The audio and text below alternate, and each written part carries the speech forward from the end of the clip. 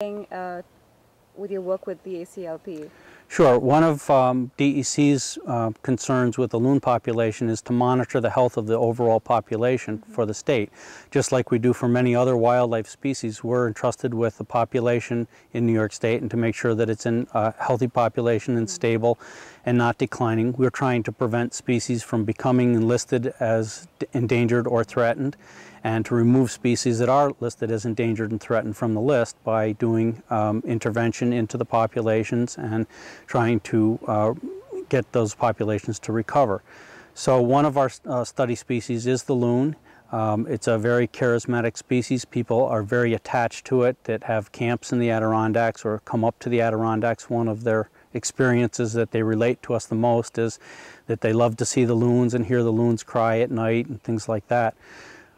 So our role is to really monitor the health of that population. The loon is a very long-lived bird, sometimes 20 to 30 years, and you can't sex the birds once they're adults very easily, except by a call. Occasionally you can tell a male from a female because the males do one call that's a little bit different. And so we really don't have an idea of the health of the overall population in the Adirondacks. And by doing this banding study of the birds, we're getting an idea of the recruitment into the population and also how healthy the population is overall. The birds return to the same lakes and to the same territories on lakes and nest year after year, and by color banding these birds we can identify individual birds, the male and the female of a pair, and we can see if it's the same birds that nested in the same territory from year to year, or if a new bird has come in, or maybe an unbanded bird has come in and taken the place of a bird that we formerly knew was on a particular territory.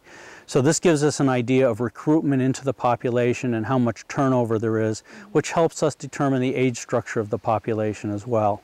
And there have been some instances in other areas where there's been big declines in loons in over a few years, and nobody really knows what happened to the loons and why there's no longer nearly as many nesting. So we're trying to prevent that type of thing from happening in New York State by looking at this population monitoring. That's a great, yeah, that's